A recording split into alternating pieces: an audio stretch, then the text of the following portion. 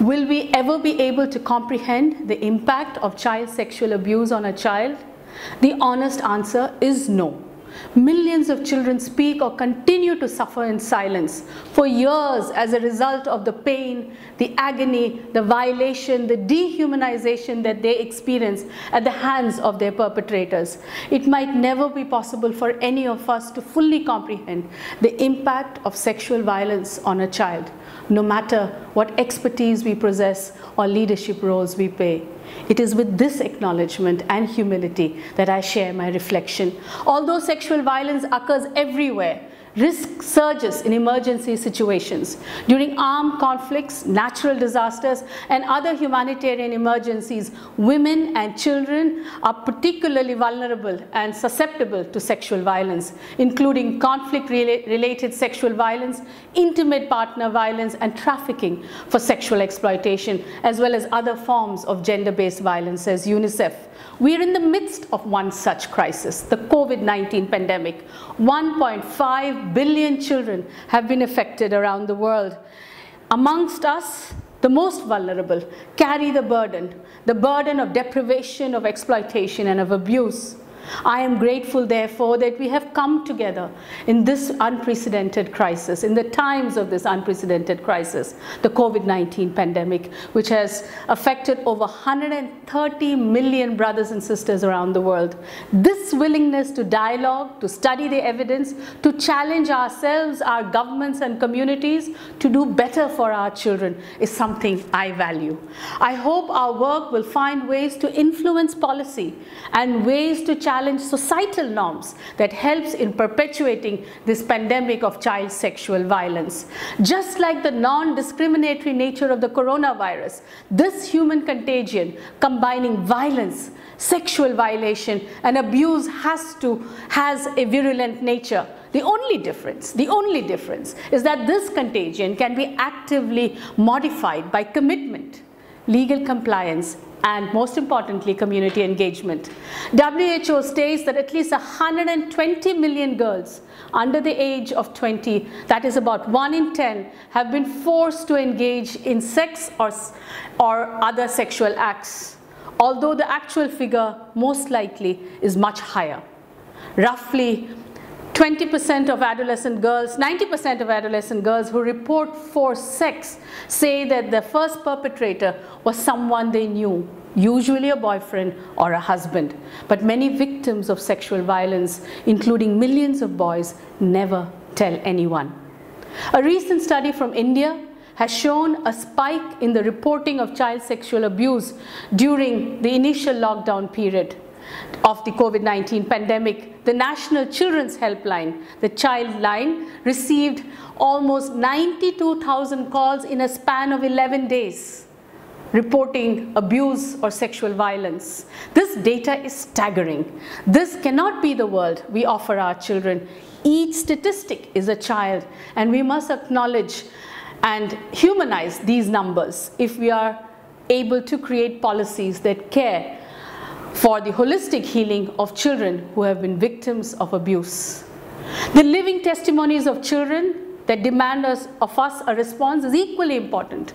We all know that sexual violence knows no boundaries. It knows no boundaries. It occurs in every country across all parts of society. We also know child sexual violence results in severe physical, psychological, and social harm. There is an expanding body of evidence, personal sharing, data, analysis, literature, and reflection on this issue.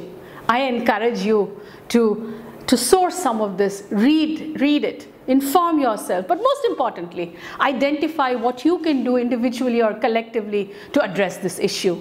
In particular, I would invite you to read the stories and the experiences of survivors of child sexual abuse.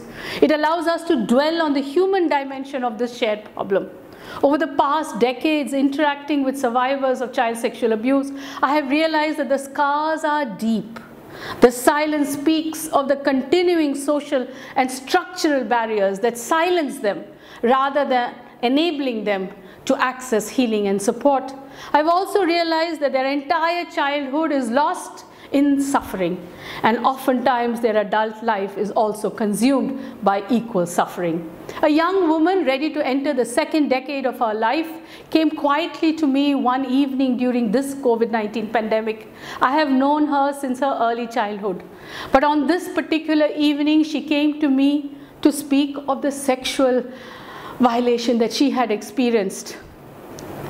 She knew the perpetrators. She could identify them, and she could clearly indicate who these three men were. I did not do what I often do, write a prescription as soon as a child presents her problem. In this case, I sat down next to her, quietly by her side that evening, wanting to understand her pain, to think of her, and to try and comprehend the impact of the abuse had on her and continues to have on this young woman. While I continue to follow her and together find a way forward with dialogue, with counseling, and with healing, my mind ever so often wants to find ways beyond the macro strategies we are developing to directly connect with the heart of a child. Will this young girl, almost a young woman now, ever forgive us adults for violating her dignity, for breaching her trust, for not providing an environment where she can speak up because she fears that someone else will be hurt? May we never forget that every child has a name, every child has a body, a story, a being. And while we may never affect the lives of every child violated, to that one child, to a community of children, we, the leaders of our communities, may just be that living link between hope and despair, policy and practice, even life or death. The story of a single child is enough for me to be a willing member of this coalition of informed, able, and committed global institutions. This is why we at Shanti Ashram continue to do what we do, working to improve the lives of over 70,000 vulnerable children. And this is why I partner with faith-inspired institutions and leaders throughout Arigato International's GNRC, the Global Network of Religions for Children. I am indeed encouraged by what we have so far achieved and the road that we have crossed together down in our neighborhoods and around the world. Thank you for allowing me to speak from the depth of my heart, because on this topic, as a responsible leader, I cannot speak from my mind alone. I am in some ways living in this effort the call of Mahatma Gandhi, the call that he gave us at the turn of the 20th century, and one that is so relevant even today. Faith does not admit of speaking alone. It has to be lived. It has to be lived in the service of others. To our deliberation, I would like to present an idea for your consideration and an input to the global response that we are co-constructing, co-creating together. Our colleagues at UNICEF remind us that while sexual violence is fundamentally a crime of power, it is increasingly driven by economic motives. The internet has opened a rapidly growing market for the production, the distribution, and the consumption of content depicting and pertaining to sexual abuse of children. When online, children may be susceptible to sexual coercion and in-contact sexual abuse by offenders who attempt to extort them for content and financial gain. The harmful norms that perpetuate sexual violence takes a very heavy toll on families and communities too. Most children who face sexual violence experience other forms of abuse. And as abuse and exploitation become entrenched, progress towards development and peace can stall, with consequences for entire societies. In the already well-articulated global response to address child sexual violence, our effort really must be in effective implementation and of how to build a conducive environment, how to challenge existing social norms that perpetuate child sexual violence. Changing social norms requires a harmonization of the law, of morality, and of culture.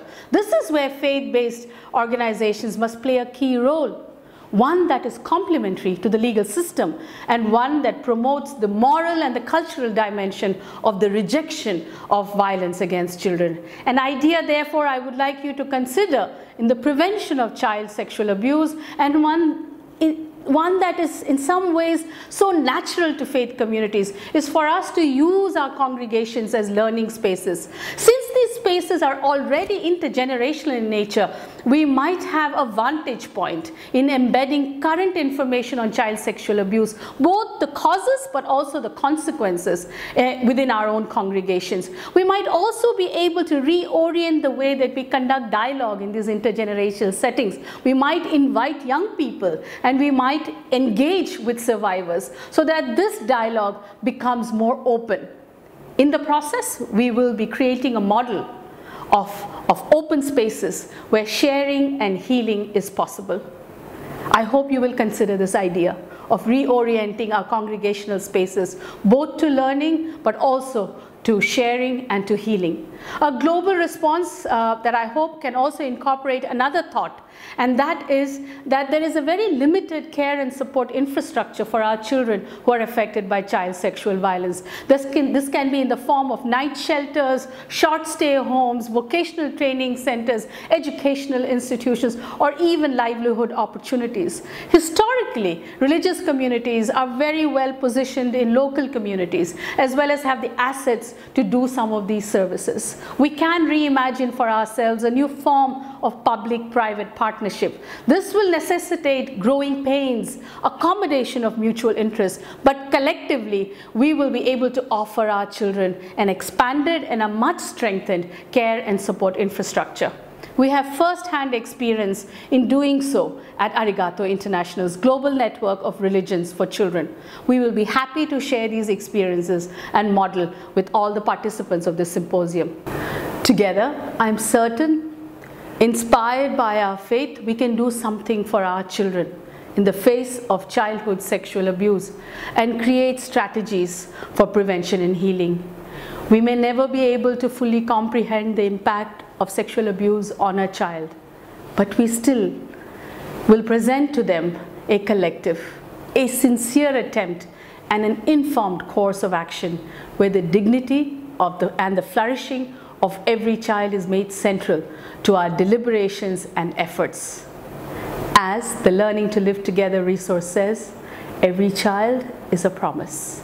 Every child is a promise, a sacred gift, a living sign of the future.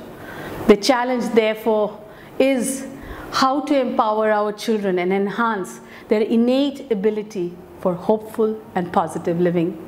So let us come together. Brothers and sisters, let us come together to fulfill our moral obligation, our dharma, through support and healing to uphold the dignity of every child. Okay. Thank you so much for the invitation to be part of this important meeting. My name is Katie McLaughlin, and I am a professor in the Department of Psychology at Harvard University. And today I'm going to be talking about the research we do in my lab on the long-term impact of experiences of adversity, including childhood sexual abuse, on mental and physical health, and some of the mechanisms through which early life adversity ultimately impacts health outcomes across the life course. So I want to start by just defining what I mean by childhood adversity, which is a term that I'm going to use throughout this talk to refer not only to childhood sexual abuse, but to a wide range of stressors that happen early in life that are either severe or chronic in nature, that are likely to require significant adaptation by a child, that represent a deviation from the expectable environment, the environment our brains have come to expect over the course of human evolution, and that often involve either significant threat, as in the case of sexual abuse, but can also involve deprivation, such as the absence of an expected input from the environment, for example, childhood neglect, or meaningful loss, for example, the experiences of the children who have been separated from their parents over the past year on our southern border. Now, I first want to start by emphasizing that these types of early life adversity experiences are remarkably common among children in the US and around the world. What I'm showing you in this slide are data from a nationally representative survey that examined the prevalence of different types of early life adversity, including interpersonal loss events like having a parent die or being separated from your caregivers, indicators of parental maladjustment, like growing up in a family where your parents are routinely violent towards one another, and indicators of more severe forms of child maltreatment, including childhood sexual abuse. Now, while the prevalence of these individual types of adversity varies, our work has shown that on the whole, they are remarkably common among children in this country, with more than half experiencing at least one of these events by the time they reach adulthood. We also know that these experiences cluster, and I raise this because when thinking about the long-term impacts of childhood sexual abuse, it's important to contextualize those effects in the sense that we know that most children who experience adversity experience multiple forms of adversity. So here in this data from the same nationally representative survey, you can see that among children who experience sexual abuse, they on average experienced at least 4 other types of these early life adverse experiences, which is important when we think about the impacts of these early life adversities on mental and physical health. So I'm first going to talk briefly about what we know about the impact of these experiences on mental health. Again, using data from a population representative sample of children in the US, we can see that the degree of exposure to early life adversity is a powerful risk factor for mental health problems like anxiety, depression, ADHD, behavior problems, substance use. What you can see is that as exposure to adversity increases, so does the likelihood of developing a mental disorder by the time one reaches adulthood, with children at the highest levels of exposure in this study being nearly 5 times as likely to develop a mental disorder as those who had never encountered adversity. So why is this the case? Why is childhood sexual abuse and other forms of adversity such a strong predictor of mental health outcomes? I'm going to briefly talk about some of the mechanisms that we have focused on in my lab. Specifically, an approach we've taken to studying this question is to examine how these early life experiences influence the developing brain in ways that might ultimately confer risk for mental health problems later in life. Now, childhood and adolescence are periods of development that are characterized by heightened brain plasticity, meaning that brain circuits are particularly likely to be sculpted or changed by our environmental experiences. And for this reason, experiences of stress and adversity that happen early in life may be particularly likely to influence brain aspects of brain development. So, how does the experience of childhood sexual abuse in particular impact brain development? So, the way that we think about these kinds of early life experiences, those that involve abuse, are that they are a signal that the environment is dangerous. They involve harm or significant threat of harm to the child. So how does this kind of dangerous environment impact brain development? The basic idea, what we have seen repeatedly in our work and in the work of others, is that in early environments characterized by threat or danger, influence brain systems that are involved in learning to identify threat in the environment and involved in salience processing, which just means brain systems that direct our attention to cues in the environment that are important for us to pay attention to. This includes brain regions like the amygdala, the hippocampus, and the medial prefrontal cortex. And in essence, what we've seen happens is that these systems in the brain shift the way they're developing to facilitate the rapid detection of other threats in the environment among children who have experienced trauma. What I want to emphasize is that this is an adaptive response if you were growing up in an environment that's characterized by danger. So I'm going to show you one example of this kind of response that we've seen in the brain. So specifically, we've studied the amygdala, which is a region of the brain that helps us to identify salient cues in the environment, things that are important for us to pay attention to because they're relevant for our goals. It helps to mobilize behavioral responses to those cues. Now, because survival is our most fundamental goal, the amygdala responds very strongly to cues that could signify a potential threat, such as a face exhibiting fear relative to a neutral face. So fear in someone else is a pretty good sign that something dangerous could be happening, or to cues where you actually show children images that depict people behaving violently towards one another, exhibiting anger relative to cues that are neutral. And what we've seen repeatedly in these paradigms is that kids who've been exposed to abuse exhibit substantially elevated responses in the amygdala, this region of the brain involved in salience processing, to those threatening or negative cues relative to neutral cues in comparison to kids who have never experienced trauma. What this might suggest is that these cues that could signify something dangerous in the environment are more salient to kids who have grown up in environments that are characterized by threat of harm, such as kids who have experienced childhood sexual abuse. Now, this pattern of brain response is likely helping these kids stay safe in dangerous environments by mobilizing behavioral responses when they detect something dangerous happening in the environment. But what we've shown is that these patterns of brain response can also confer risk for mental health problems later, including depression, anxiety, and PTSD. Now, for example, we saw in a sample of children who we had been scanning just before a terrorist attack happened in Boston, the Boston Marathon bombing, which many of you remember, that this pattern of neural response in the amygdala measured before this novel traumatic event happened was strongly related to which kids developed symptoms of PTSD in relation to that terrorist attack. So if you were a child whose amygdala responded really strongly to those threats, to those negative cues, you were much more likely to develop symptoms of PTSD when this novel traumatic event happened. Now, this was a small sample. We hadn't intended to do this study. We weren't expecting the terrorist attack to happen, but I will emphasize that this pattern has been replicated many times now, including in military samples where people entering into combat situations are scanned before they experience a trauma. The same pattern has been observed. Higher amygdala response, more risk for developing PTSD after experiencing a traumatic event.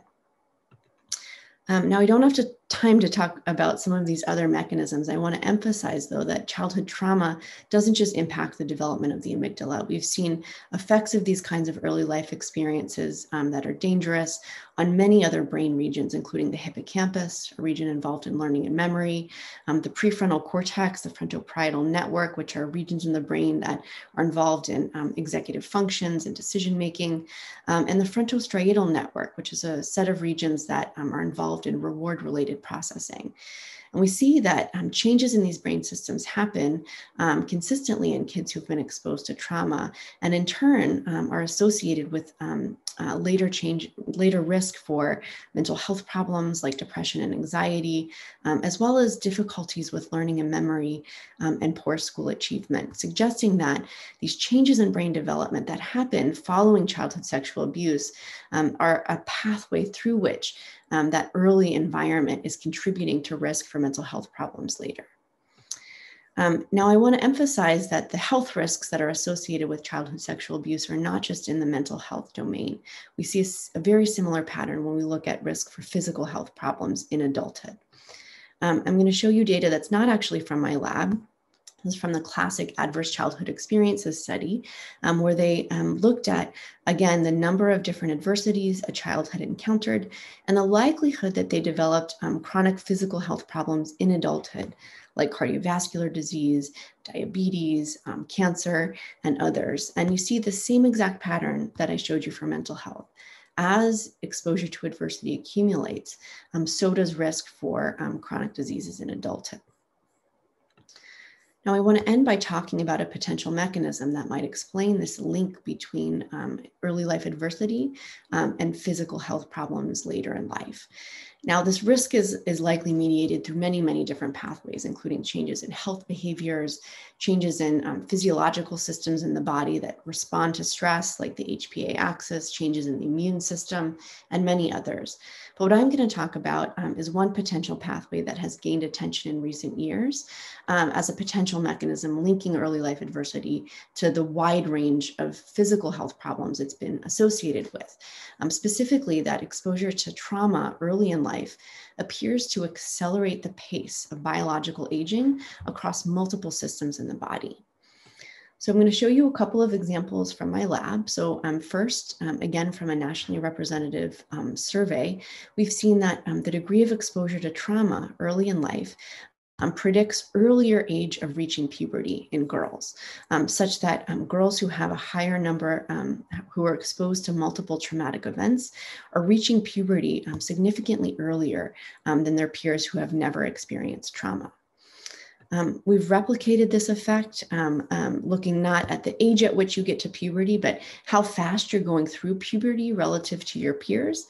And what you see is that as exposure to trauma increases, so does the degree of advancement through puberty relative to your age, meaning that kids who've been exposed to trauma are aging faster in terms of pubertal development than their peers. And what's striking is that we see the same effect when we look at metrics of cellular aging. These are biological markers that signify essentially how old the cells in your body are, how fast they're aging. And what we see is exactly the same effect, that children who've experienced trauma have cells that are aging at a faster pace than their peers who have never experienced trauma. They're aging faster than you would expect given their chronological age. And I want to emphasize that we've seen these effects not only in studies from my lab, but actually in a meta-analysis that included over 100,000 children and adolescents. And what you see across many, many studies focused on pubertal development is that kids who've been exposed to trauma are exhibiting this pattern of accelerated biological development. They are getting to puberty earlier and going through puberty faster than their peers who have never experienced trauma. And although fewer studies have been done on metrics of cellular aging, we see exactly the same pattern. That again, across the studies that have been done, we see consistently this pattern of accelerated aging, that even in metrics of cellular aging, metrics of how fast the cells in your body are aging, we see accelerated development or accelerated biological aging in kids who have experienced trauma relative to those who have not. So I want to emphasize that this pattern of accelerated biological aging is associated with risk for mental health problems as well as physical health problems, including things like depression, anxiety, and substance abuse. But critically, these patterns of accelerated cellular aging are associated with risk for cardiovascular disease, cancer, and even premature mortality, which suggests that they may be a key pathway through which experiences like childhood sexual abuse and other forms of trauma contribute to a wide range of physical health problems later in life. So I want to just briefly end on a more positive note. Although I don't have time to talk about this in detail, I want to emphasize that some of the mechanisms I've emphasized in this talk that link experiences of sexual abuse and other forms of adversity with health problems later help point us to possibilities for early intervention. And I don't have time to talk about this in detail. I'll just simply say that many of the mechanisms that have emerged in our research and the research of other labs have pointed us to new ideas for how we can develop early interventions to prevent the onset of health problems in children who have experienced sexual abuse and other forms of adversity. So although these experiences are strongly related to mental and physical health outcomes, active research is underway to figure out how we can intervene earlier and more effectively to prevent those problems. So thank you very much for your time and attention, as well as the invitation to be here. Good morning. As I record this message, my son is happily playing in his room, imagining worlds beyond my comprehension. The joy and the love he feels are strengthened by the knowledge that he is safe, protected by parents who love and cherish him and would cause him no harm. As an advocate for children's rights, I'm brutally aware that this is not the case for every child. Child safety is not always guaranteed, and many suffer sexual abuse, sometimes at the hands of those who should be protecting them. I want to focus my thoughts today on one of the most marginalized groups of children, those who find themselves in situations of armed conflict and civil wars, like children associated with armed groups, or those forced to flee homes and shelter, such as refugees, internally displaced, and asylum seekers. Often hidden from our view, abducted, or traveling unaccompanied, they constitute one of the most vulnerable groups and make easy targets for sexual abuse and sexual trafficking. UNICEF estimates that at the end of 2018, there were 31 million children who were forcibly displaced from their home. This includes 13 million refugees and more than 17 million displaced in their own country. While children make 1/3 of the world's population, they make up for over 50% of the world's refugees. In addition to these, UNICEF estimates that there are more than 300,000 children associated with armed groups at any given time. Many will die in the course of that association. Some are released or escape. Most have horrific stories to tell. Stories of sexual, mental, and physical abuse, of scars they carry on their bodies and in their young hearts and souls. These are overwhelming numbers. The sheer potential for this most vile aggression on their body and spirit is staggering. Here at Their Story is Our Story, we collect the stories of those who have been able to escape the violence and persecution. And as we listen to the stories of the refugees, we hear the words rape, torture, humiliation, pain, injury, and harm over and over again. We also hear words shame, shunning, loneliness, and despair. At TSOS, we realize that we have the responsibility and as such also the opportunity to hold these stories in a safe place, but even more, that through the telling and sharing of the story, we can aid in the change of that narrative of physical and sexual abuse and exploitation of child victims to one of survivors and children and adults empowered to heal despite of it. I share with you today how the telling and the sharing of story can hold power to help educate and advocate for prevention and at the same time encourage healing. The short stories presented here reflect specifically on the Rohingya crisis, but their lessons find their echo in many situations where children find themselves unprotected and exposed to sexual abuse, including transit and refugee camps, detention centers, foster homes, and sometimes their own homes.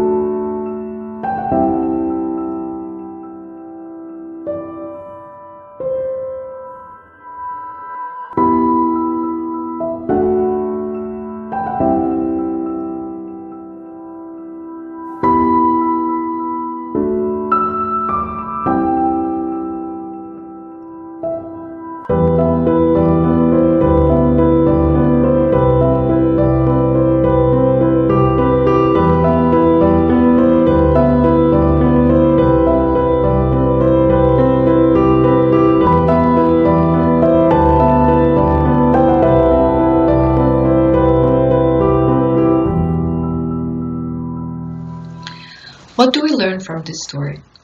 When TSOS entered the Cox's Bazar refugee camp, women and children lined up to share their stories.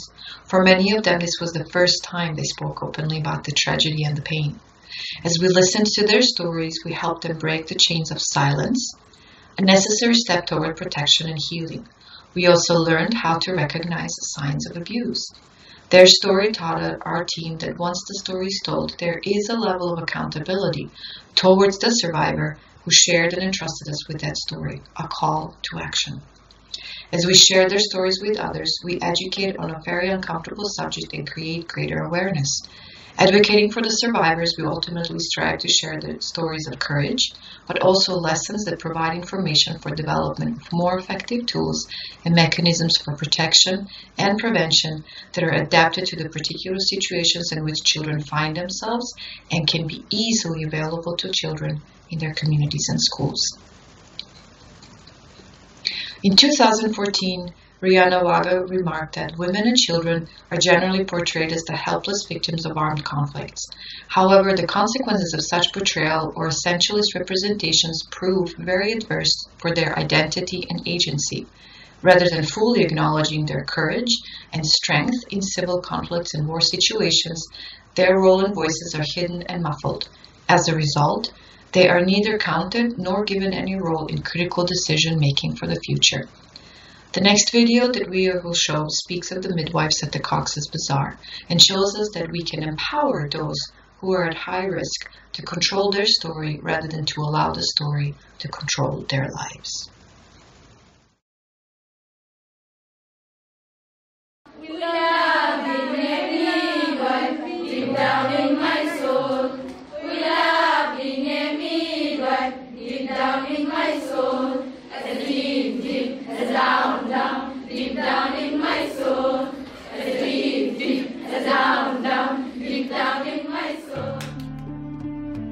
In 2013, Hope Foundation began training a class of 30 midwives.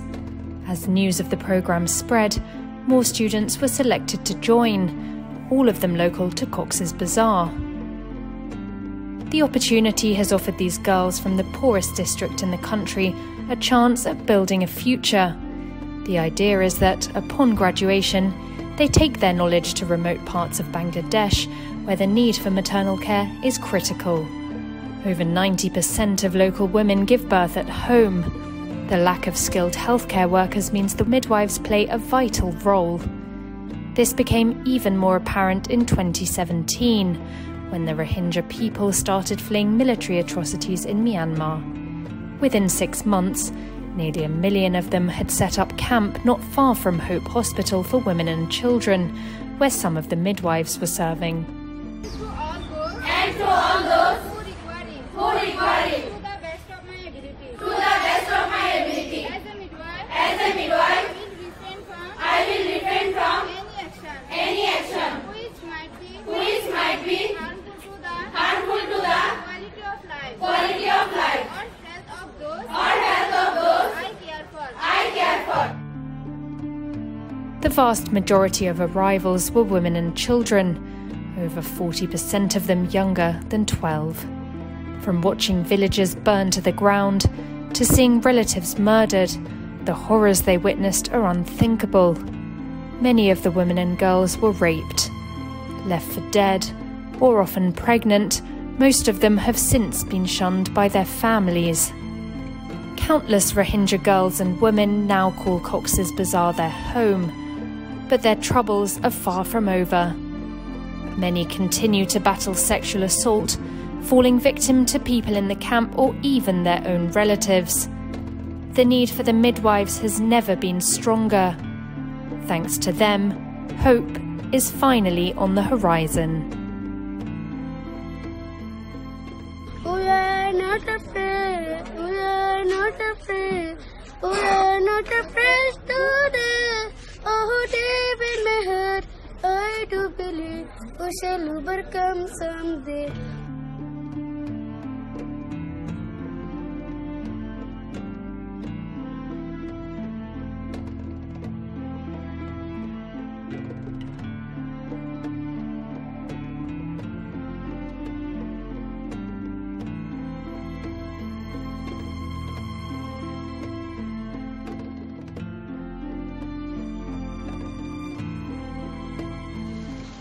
How do we empower the survivors and the victims of sexual abuse to control their story?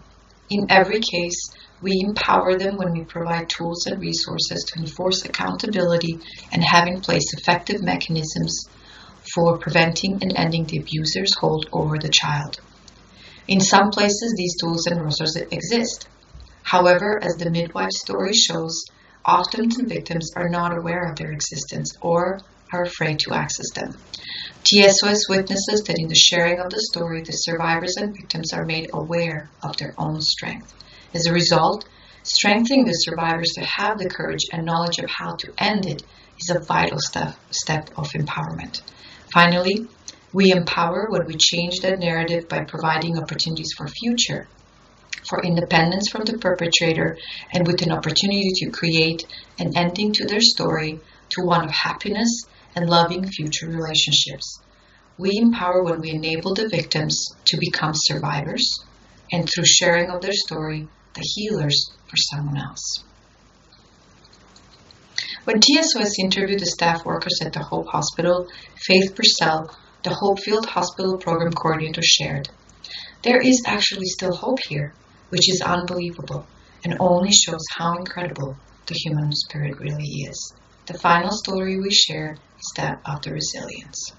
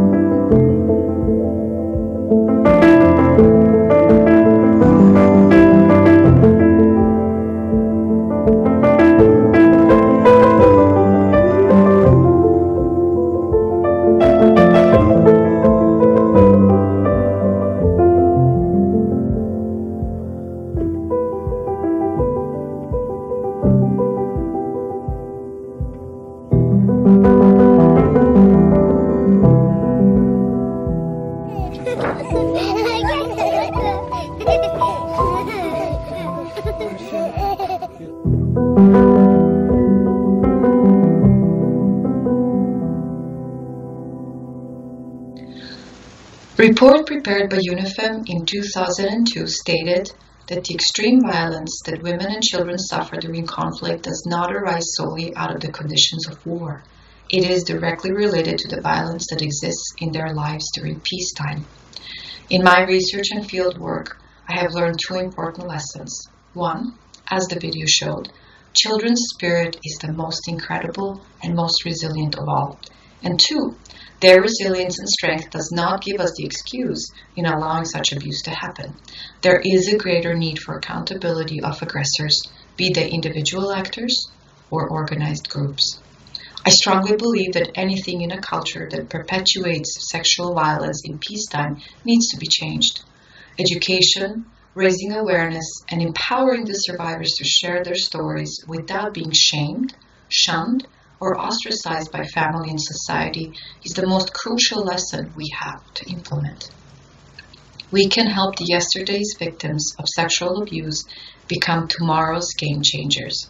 Each victim of sexual abuse is a survivor, and each story of that survival holds power to build down trauma, strengthen resilience, raise awareness, foster accountability, and teach us vital lessons for creation of appropriate healing mechanisms. As a refugee, as a mother, and as an advocate for children's rights, I ask us to listen carefully and act accordingly, so that every child has the opportunity to imagine and create worlds beyond our comprehension, safe and unharmed. Thank you for listening. Hello, my name is Usher Lipner. I'm a clinical psychologist from Brooklyn, New York, and I specialize in treating people who suffer from sexual addictions and their partners who often suffer from betrayal trauma. Many of my patients have experienced the trauma in their childhood of childhood sexual abuse. In keeping with today's theme of this conference, I'd like to talk to you about the ways in which trauma impacts children's development of religious and spiritual life, and also about ways in which healing through using religious coping and God, their belief in God, can help them reclaim a spiritual life and heal from the trauma. We now know that child sexual abuse is a worldwide pandemic, that no country, no nation, no religion is immune. And over the last 20 years, there's been a lot of research done into the impact that trauma has, not only psychologically, but also physically, that they can now show through brain scans that trauma has an impact on the way the brain functions and on the way the body functions. And there have been new approaches to treatment that have been designed to help people not only heal mentally, but also to help them heal their brain and to help them heal the effects of the trauma in their body. What hasn't been as researched is the way it affects them spiritually. What are some of the spiritual impacts of the abuse? Many survivors will talk about feeling that life has little purpose and meaning for them. They question, who am I? Where am I going? Do I really matter? They have thoughts of being evil. They have changes in their belief system. They feel soulless, and many stop practicing their faith. It's no wonder that the scientific literature often refers to child abuse as soul murder. In my community, the Orthodox Jewish community, there's been documentation that many of the people in at least this generation who are leaving Judaism and abandoning their community, their faith community, and their faith, a high percentage have been sexually abused. Now, Jews are no strangers to trauma.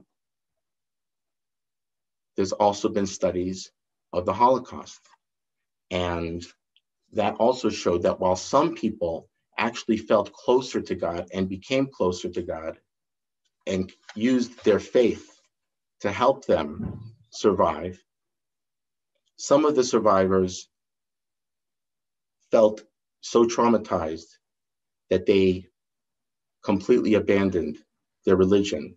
Many of the people who were religious before the Holocaust and survived were no longer expressed or felt any connection to God. Many of them asked, "Where was God in my hour of need?" Now, a lot of the children who are sexually abused blame themselves for what happened. This helps them feel some element of control. After all, if I'm the one who caused this by being bad, I could become good and I could prevent it from happening again. Furthermore, it allows them to view the perpetrator, who is most often someone that they trust and love, someone, a family member or a teacher or a coach or a rabbi or a priest or a neighbor. They want to believe that that person is still good. And so they have to take the bad and internalize it. This can cause severe problems for people in their relationships. This actually goes a long way to explain the phenomenon that victims of abuse often get into more abusive relationships later in life and repeat their trauma in the relationships. It also explains why victims of abuse children develop an image of God that's not loving, but is abusive and vindictive. Another problem that religious children face when they're abused is that religious children are taught values about sex in which sex is not only a physical and emotional experience. For those who believe in God, sex is supposed to have a sanctification and a spiritual element that they experience as well. The act has to be sanctified. The sex drive is supposed to be controlled, and sex is supposed to be saved for a loving, committed relationship. Well, when the children have their sense of purity and their innocence and their virginity robbed from them through sexual abuse, it causes tremendous confusion and pain. Furthermore, child sexual abuse can also create symptoms where young people start developing an early preoccupation with sex that can lead to obsessive thoughts about sex and acting out sexual behaviors that can even become compulsive or addictive, masturbation, pornography. And this also creates a huge sense of shame for religious children. These children can ask questions like, now that I have had sexual experience and I'm no longer a virgin, I'm no longer pure, does that mean that God sees me as damaged and unholy? Will I never be able to enjoy a healthy and spiritual sexual life? While research does show that religion and belief in God can help people cope through stress and trauma, the question is, what can therapists do to promote healthy religious experience, to make survivors free to access the healing aspects of their religious life? One model of psycho-spiritual healing can be found in the 12-step fellowships that are generally either part of treatment or an adjunct to psychotherapy used for all manners of addictions. Millions of people across the world have benefited from Alcoholics Anonymous, Sex Addicts Anonymous, Overeaters Anonymous, Gamblers Anonymous, Narcotics Anonymous, etc. And people who survive sexual abuse and trauma have a higher chance of becoming addicted later in life. And many of them do participate in these 12-step programs and get healing. However, it's difficult for a lot of trauma survivors because part of the 12 steps are believing in God, believing in a higher power, and they look at addiction as a spiritual problem. that requires a higher power to heal. For survivors of sexual abuse, they have to recognize that AA does not belong to any particular religious denomination, and that all it recommends is that people develop a relationship with God as they come to know him. And it doesn't have to be a particular form of their higher power can take on a definition that they can create and develop themselves. Therapists are often in the best position to help survivors change their perceptions of God. After all, therapy creates an intimate relationship with a caring authority figure. Within this relationship, perhaps for the first time, survivors feel that there is someone who believes them, accepts them, attends to them, and honors and understands their pain and their experience. This can be very healing. And within the relationship, many of the emotions that survivors of trauma have from their past relationships, abusive relationships, will play out in their interactions with the therapist. They'll test the therapist. They will sometimes idealize the therapist, what's called the God transference.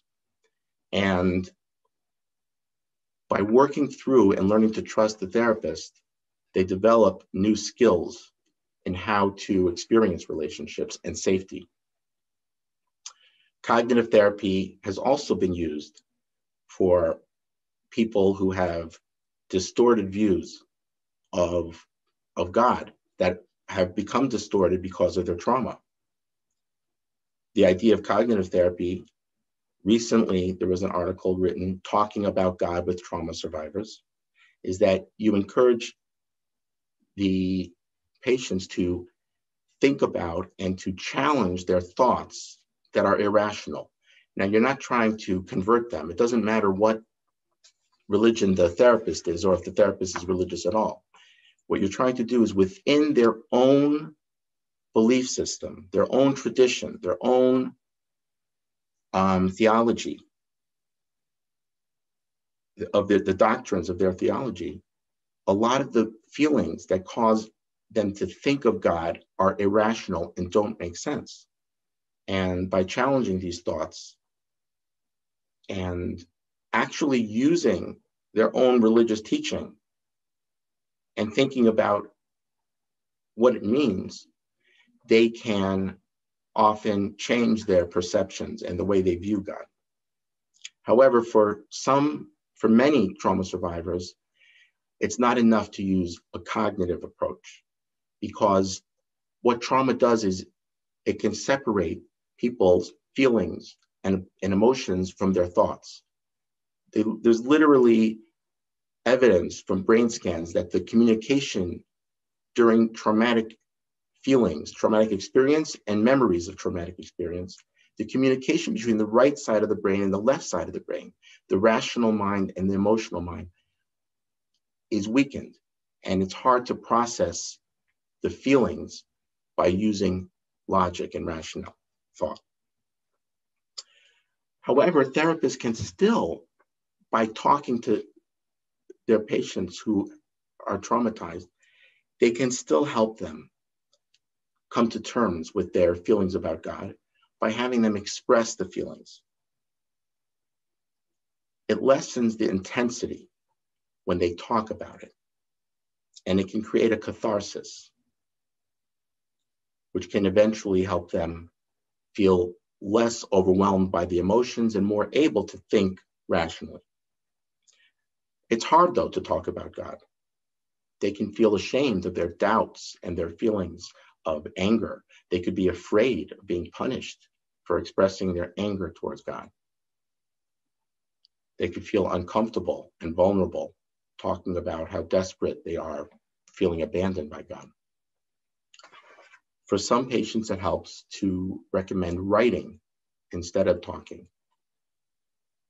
One of the exercises that trauma survivors have found helpful is writing letters to their abusers that they do not send. It's called the unsent letter, where they express their anger and their pain without fear of reaction because they're not going to send the letter.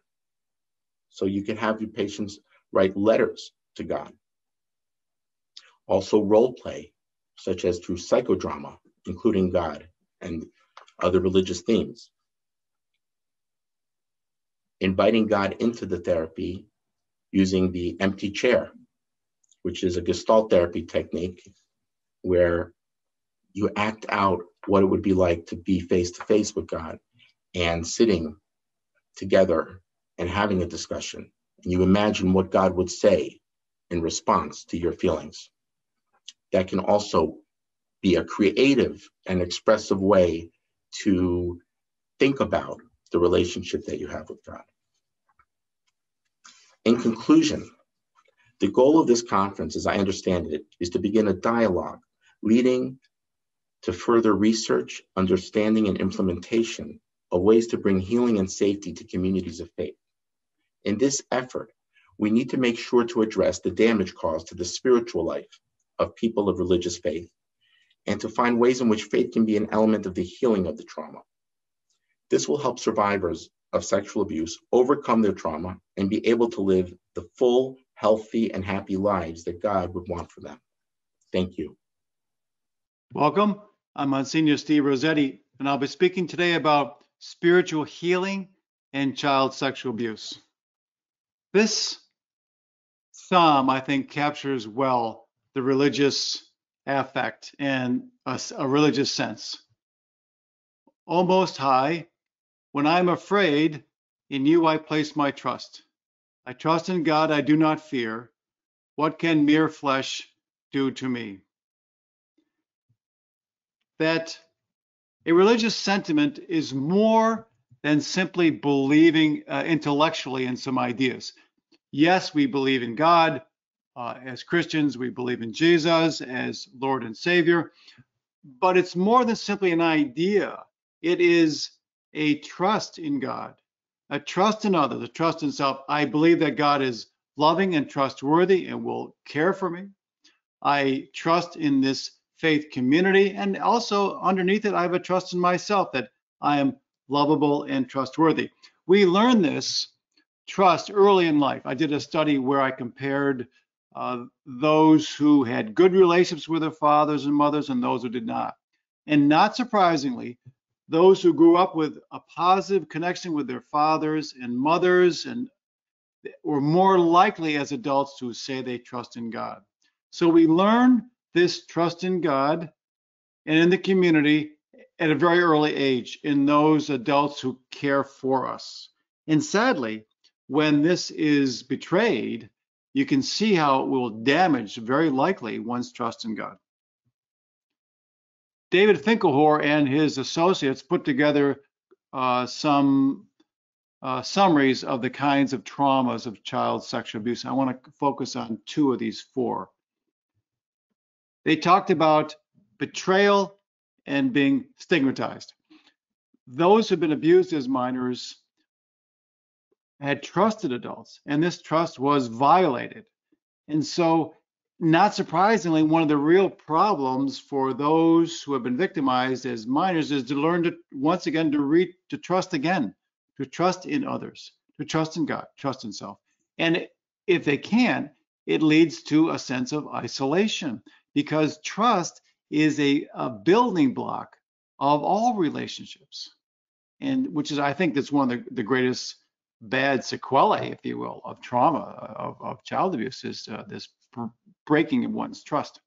And secondly, just as important is the being stigmatized. Those who have been sexually molested as minors oftentimes feel a sense of the guilt and shame. Something's wrong with me, of the low self-esteem that can become suicidal, depressed. What's wrong with me that this terrible thing happened? And sometimes the perpetrators will tell them that it was your fault. And sadly, sometimes the communities will reinforce that in the second injury when they say you are responsible for the abuse that you suffered, which can be a terrible message. So we see that child sexual abuse can fracture their ability to trust, as well as their self-esteem and trust in others as well. So the fundamental questions can arise in the minds of those who've been victimized. Where was God?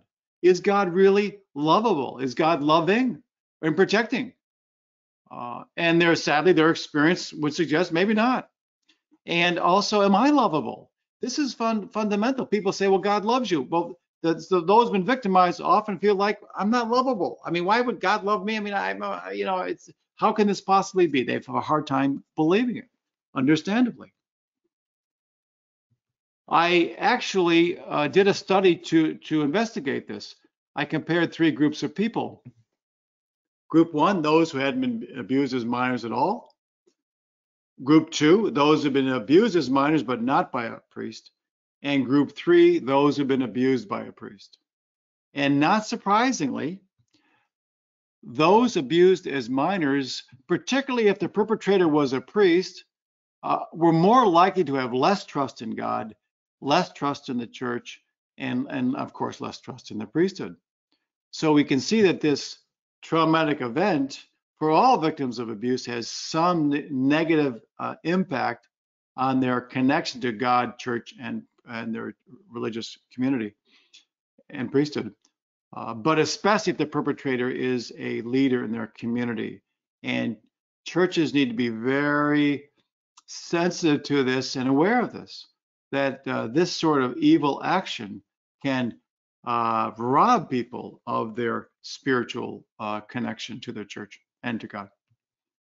Now, this trauma is not simply for the one victimized, the primary victim, but there are secondary victims, and the trauma spreads out like ripples in a pond. Yes, there is a primary victim, of course, but then when you work with victims' families, sometimes you find out that they are sometimes almost equally traumatized, and they're actually I've seen cases where they're more traumatized, that the victim himself or herself can move beyond and find some healing, whereas the victim's family sometimes are very stuck.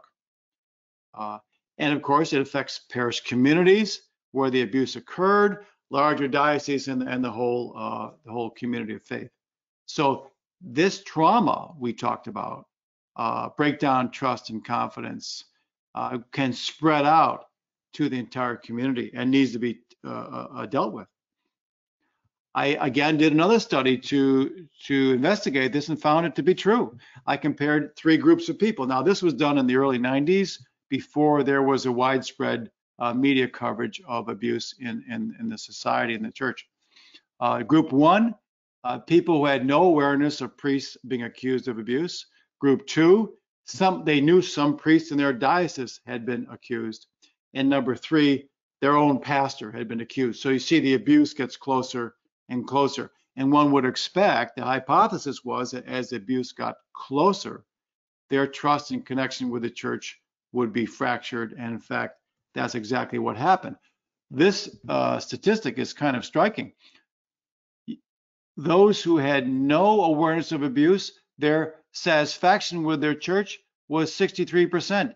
It was cut in half if their own pastor had been accused, and it had declined markedly if some priest in their diocese had been accused. So you can see it dropped drastically, their connection and satisfaction with their church. Same thing with parishioners who with their connection with priesthood in general. So can they trust new clergymen who come? Well, if they've been exposed to them being alleged to have abused a minor, the answer is it's much more difficult. You can see that if the new priest comes, they're more likely to wonder if he's someone they can trust. If a new priest comes, they're more likely to wonder if he has the problems, sexual problems. So their trust in the clergy would obviously go down as well, very markedly. There are many reasons why this is a problem. One of the reasons why is that for those traumatized, positive religious coping is associated with decreased psychological distress. Precisely when they are suffering trauma as a minor or even as an adult, connection to a healing sense of religion, a positive sense, can be very salutary for them. So when they can engage in a sense of finding solace and support in their God and their community of faith, find meaning in their theology and spirituality. This leads to, many studies have showed, a positive healing process, lower levels of psychological distress. And of course, negative religious coping, whether it's believing God is a judging God, or God is a condemning God, or somehow that I'm this horrible sinner and not lovable, these kinds of negative religious coping are associated with higher levels of psychological distress. So precisely when they need their faith, when they need their spirituality, when they need the solace and comfort and support of God and religion, it's fractured for many because they have a difficulty trusting in God, a difficulty trusting in their faith, a difficulty trusting in themselves that they're lovable. So it's a challenge, but important. You know, we are good at providing psychological care for those who've been victimized, which is great, and providing perhaps some sort of monetary compensation. But are we also offering to them this positive religious coping? Are we reaching out to them? Are we providing these possibilities if they want them? So if we don't force them, of course, but we say, here's something we would like to offer you if you'd like. How do we do this? How do we accompany those who have been sexually victimized, especially within our own faith community? Well, not by preaching so much, not by teaching so much, some perhaps, but primarily by listening and accompanying. By listening and accompanying, to walk with them in their journey of faith, and to walk with them and to experience with them their trauma. Part of this will be, and certainly there will be a phase when they'll be angry. They should be angry. They were abused. Something horrible happened to them. So we as a faith community have to be willing to listen to their anger and to accept it. And perhaps we should be angry too, frankly, that something horrible like this has happened. And when you talk to those, what we call victim assistance coordinators in our diocese in the US, you'll hear them say that they walk with those who've been victimized, and part of it means their distrust and their anger at the God and at the church. So to walk with them, to accept that, and to help them once again find some peace and solace and comfort. Our call to action is then to develop positive spiritual support programs for those victimized and for their families. Again, we don't push them on people, but we offer them. Let us walk with you on your journey. Let us offer these kinds of solace, support, and comfort, to once again find that you are a good and lovable person, and that God loves you, your faith community welcomes you, so that you can find with us and with your God peace of heart. God bless you.